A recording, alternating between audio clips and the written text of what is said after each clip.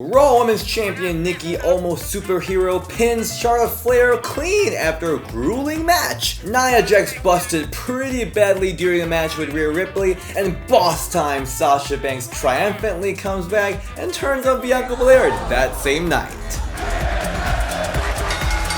Welcome everyone, this is DS and this is our Women's Wrestling Weekly Recap! This is the second episode and we already moved it to Tuesday because I feel like most things that you guys want to talk about happens between Friday and Monday anyway, so I feel like this is a better date. I don't know, we're gonna try it out. Anyway, let's start from everything that happened last Raw. Raw was in Chicago, so I was there actually. It's 1 a.m. right now. I just came back from the show. It was a great show. We had 3 women's match which was really amazing, starting from the first one which was Rhea Ripley versus Nia Jax. Ripley came out with this amazing face pop, which was great. I think this was meant to be. Rhea was supposed to be face, just such a cool character. If we're trying to make her face, who would be the perfect person to go against? It's Nia Jax. Nia Jax absolutely did her job, doing great taunt. Nia Jax's heel work was absolutely spectacular. Everyone loved to hate her, and it was really perfect booking Rhea Ripley as a face. During this match, we saw Nia Jax bleed pretty badly from her face. Seeing it from the live audience, I wasn't really sure what happened, but we could tell that she was bleeding pretty terribly, so I hope she's doing okay.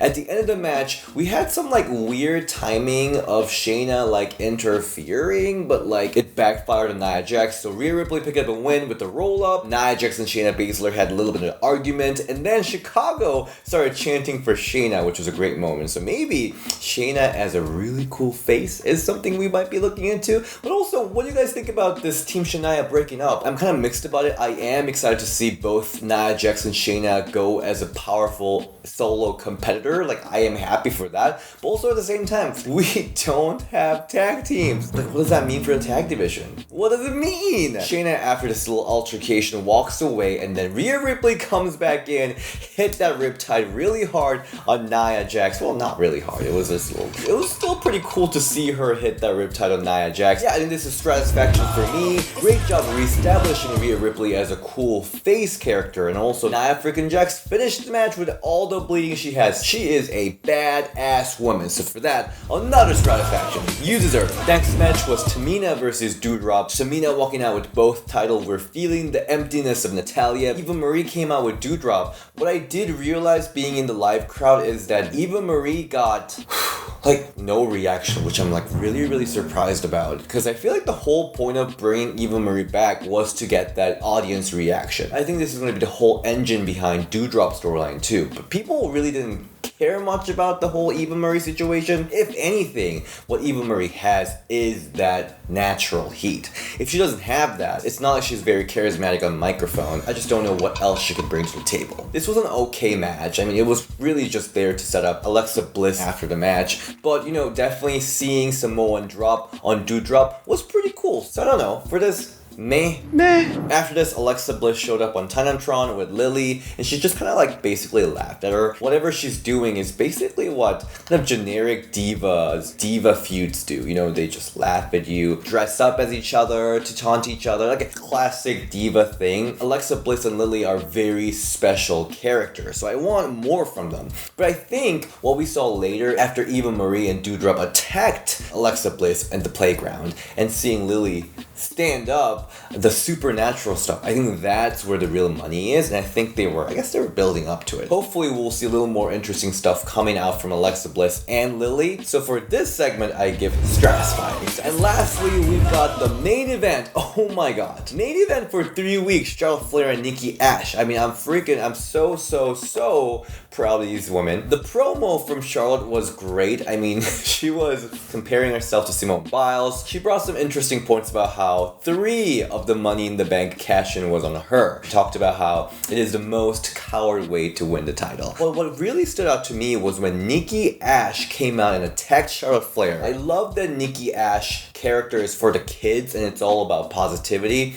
but I don't want her to be like f***ing Bailey with the kendo stick match. Remember that bullshit? I didn't want that from Nikki, and Nikki was not that dumb. The character was not that dumb, obviously. She attacked Charlotte Flair with a chair shot, and I think it did a really good job building up to the fact that this main event is going to be a no-hold-bar match, and it also showed that Nikki Cross had fire in her. So the main event match, 95% of this match was Charlotte dominating Nikki Cross, but Charlotte is such a veteran. She knows how how to work the crowd, and the intensity that she showed with Nikki in this match, from breaking the announcer table or spearing through the barricade. Like, those are some oh my god moments, and it was absolutely amazing. Chicago crowd, I'm Chicago, but here's what I'm gonna say. They're ready to chant CM Punk whenever they didn't like anything. And even in this match, there was a slight CM Punk chant, but it eventually went into "this is awesome" chant, because this match was really awesome. At the end of the match, we saw Charlotte Flair kind of feeling herself a little bit. She felt a little too complacent, and she accidentally run herself into the table while trying to spear Nikki into the table. And that got people chanting "this is awesome." And Nikki A.S.H, oh my god, looking like she is fighting for her life, hits a beautiful,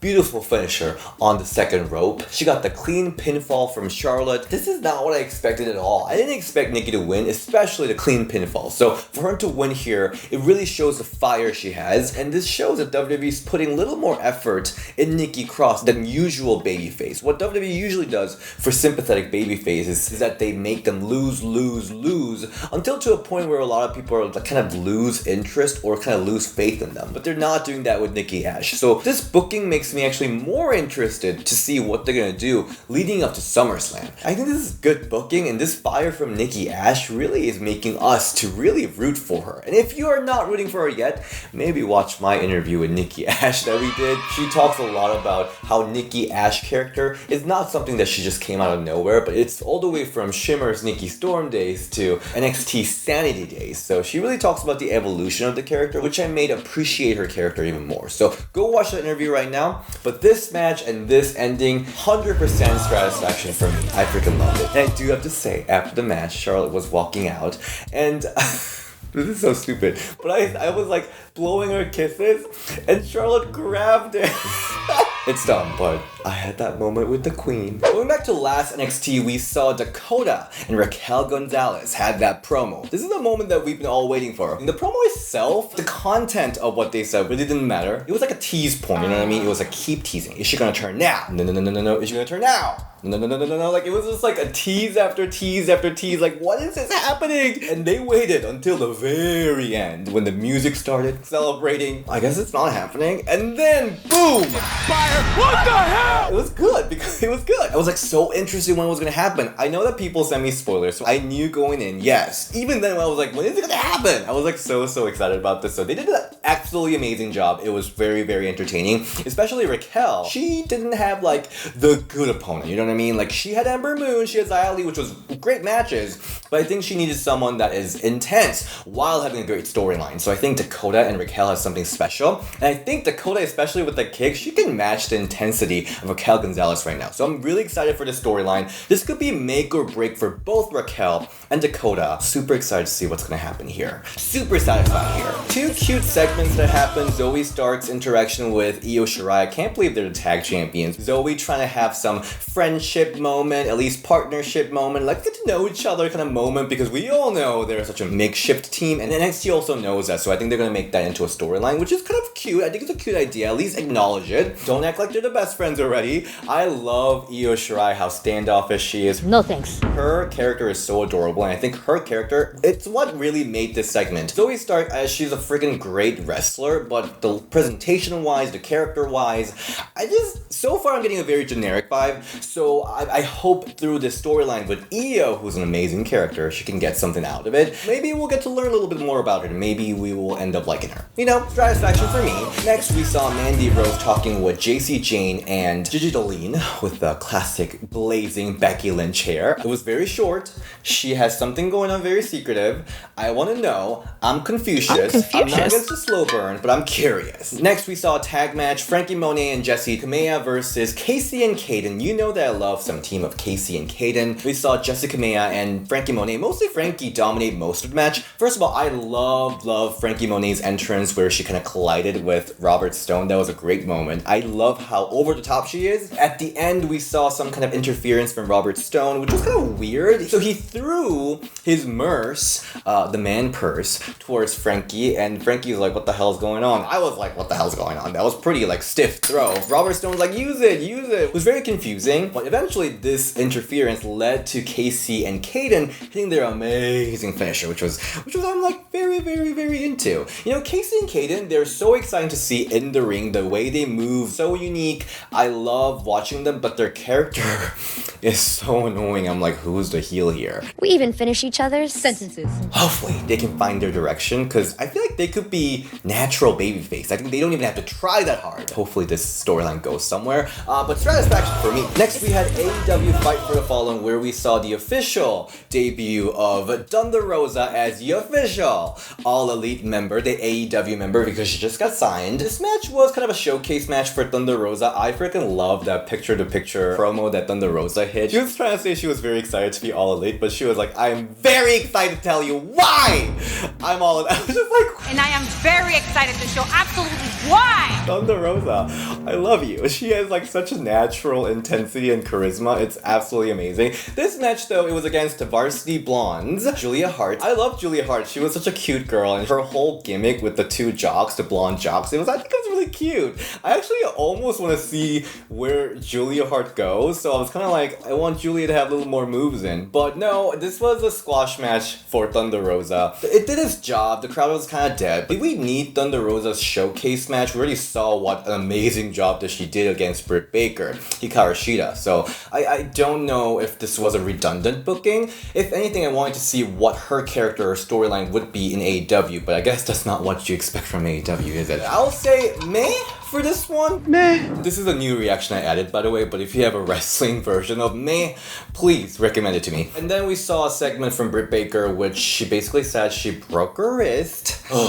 AEW really can't catch a break. Britt Baker did tease that she wants to bring in more people to kind of help her out, and the current rumor right now is that she might be bringing in Iconics, which will be iconic. So I'll say satisfied, especially with Britt Baker. Any promo that she does is satisfying, but the news of her breaking her wrist is sad truth for AEW's women's division. By the way, I just did an interview with a veteran wrist breaker, Chelsea Green, over this weekend. I've been busy, everyone. That interview is gonna come out in a couple days. She did talk about being cancelled over the weekend. She also messes up my face, which is I'll say it was a cute moment. So watch out for that. Impact, we saw one women's match, well, half women's match, because we saw Taylor Wilde come back and have a match with Tennille Dashwood's best friend, Caleb with the K. It was an intergender match. I didn't really expect much from it. It was obvious that it was a squash match. But, oh my god, Taylor Wilde. I cannot believe that she's been gone for like a decade and she just hasn't been wrestling, and she can come back and she can act like this.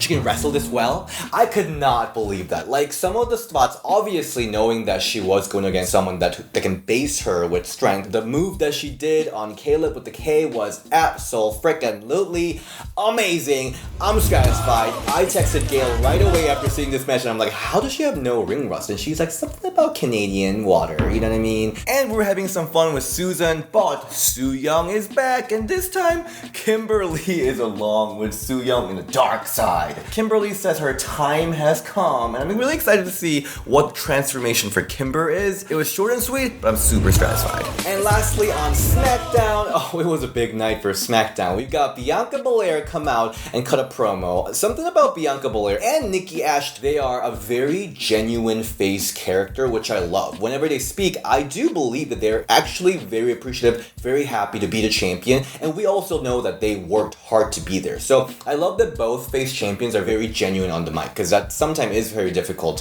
when babyface champions are asked to cut a generic babyface promo. Anyway, this was a celebration for 100th day as a champion, and then we saw Carmella come out, who lost twice already to Bianca, but she wants another match. And then Zelina Vega come out, who lost 2 of her matches since she came back. So 2 losers who lost 2 matches are here calling each other loser. But either way, Zelina got a great promo.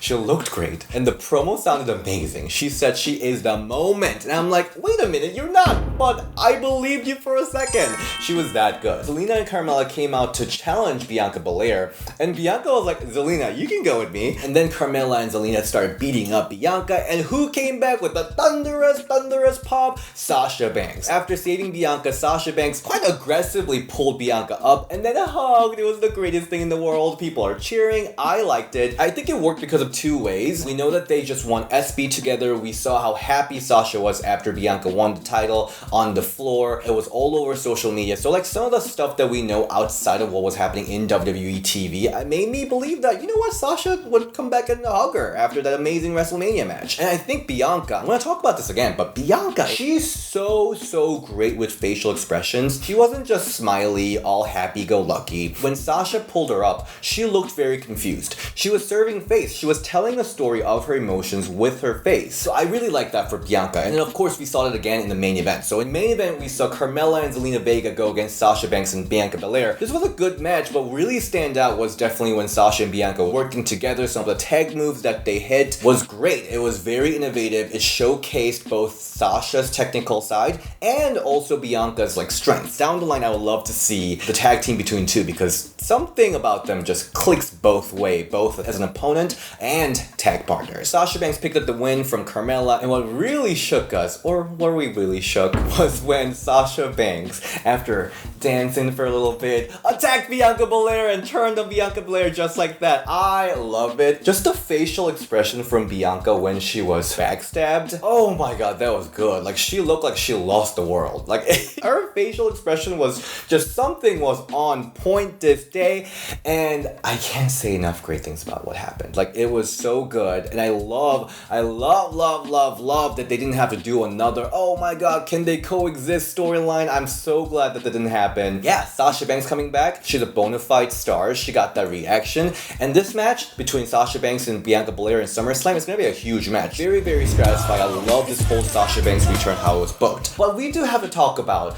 all the other people. Where the is Liv Morgan? She's been missing for 2 weeks now, since being the star of the Money in the Bank match. And who else? Toni Storm. I want to see what Toni Storm is up to. So even though SmackDown had an amazing match and a promo to pump up for Sasha's return, I'm still missing a couple more names. And I want them to be utilized well. And for that, I'll say, girl.